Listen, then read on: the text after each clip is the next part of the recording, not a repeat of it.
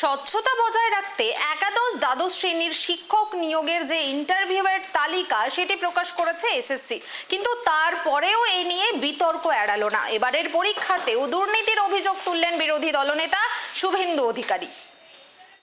সামগ্রিকভাবে রাজ্যে শিক্ষিত বেকার যুবক যুবতীদের এই সময় এসেছে একে ওকে টানাটানি না করে মমতা ব্যানার্জিকে প্রাক্তন করার শপথ নেওয়ার। আর কয়েকটা মাস বাকি আছে। আর মমতা ব্যানার্জিকে যদি সরাতে না পারেন, এই রাজ্যের 2 কোটির বেশি শিক্ষিত বেকার, 1 কোটির কাছাকাছি পেটের টানে বাইরে চলে যাওয়া পরিযায়ী শ্রমিক, এদের কোনো নিস্তার নেই। আমি তো দাবি করব সব পয়সা ফেরত দিতে।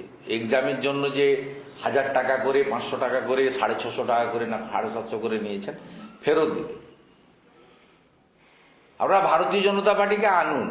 অন্য রাজ্যের মতো প্রত্যেক বছর এসএসসি হবে, ওএমআর এ পরীক্ষা হবে, ওএমআর এ এক্সাম হবে, ওএমআর সিট পাবেন, একটা কপি বাড়ি নিয়ে যাবেন।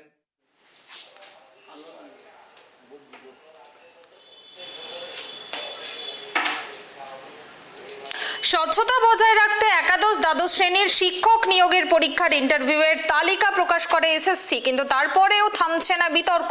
এবারের পরীক্ষাতেও দুর্নীতির অভিযোগ তুলেছেন রাজ্যের বিরোধী দলনেতা শুভেন্দু অধিকারী। স্বচ্ছ নিয়োগ চাইলে মমতার সরকারকে হঠাতে হবে বলেই দাবি শুভেন্দুর।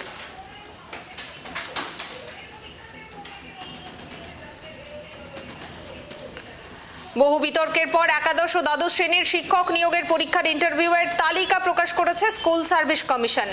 দুর্নীতির অভিযোগে 2016 সালের এই নিয়োগ প্রক্রিয়া সুপ্রিম কোর্ট বাতিল করার পর এবার সম্পূর্ণ স্বচ্ছতা বজায় রাখতে বিশেষ পদক্ষেপ নেওয়া হয়। প্রকাশিত তালিকায় প্রতিটি শূন্য পদের বিপরীতে প্রার্থীদের সমস্ত নম্বর, লিখিত পরীক্ষার প্রাপ্ত নম্বর, শিক্ষাগত যোগ্যতার ভিত্তিতে প্রাপ্ত নম্বর এবং শিক্ষকতার অভিজ্ঞতার নম্বর বিস্তারিতভাবে প্রকাশ করা হয়, কিন্তু তারপরেও দেখা যাচ্ছে এই নিয়ে বিতর্ক।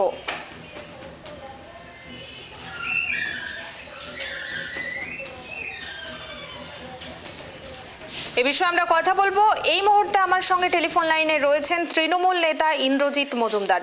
ইন্দ্রজিৎ বাবু নমস্কার, কেটিভি বাংলায় আপনাকে স্বাগত। আপনার সঙ্গে কথা বলছি আমি কুনামি।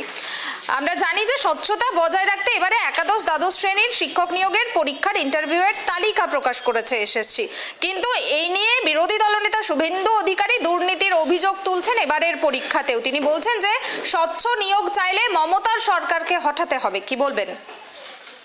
আপনাদের একটা জিনিস বলি, যে বিরোধী দলের শুভেন্দু অধিকারী এই কথা বলছে, তিনি মনে হয় ভুলে গেছেন। হ্যাঁ, এই ধরনের মন্তব্যকে দ্ব্যর্থহীন ভাষায় ঘৃণা করি। কারণ আমাদের স্বচ্ছ প্রক্রিয়া ইতিমধ্যে ওয়েবসাইটে কিছু গোলমাল সংক্রান্ত দেখা দিয়েছে। ওয়েবসাইট একটু ক্র্যাশ করে গেছিল, এত মানুষ একসঙ্গে ঢুকে যাওয়া দরুন, সেটা একটা সিস্টেম।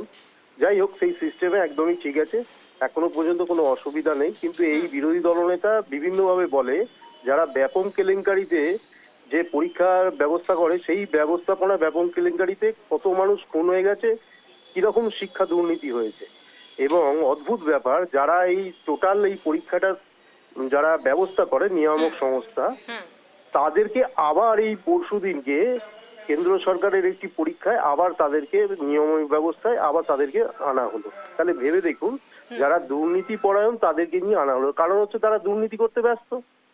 এর তো বড় প্রমাণ, টাটার থেকে সরিয়ে নিয়ে, টিসিএস এর থেকে সরিয়ে নিয়ে সেই সংস্থাকে দেয়া হলো।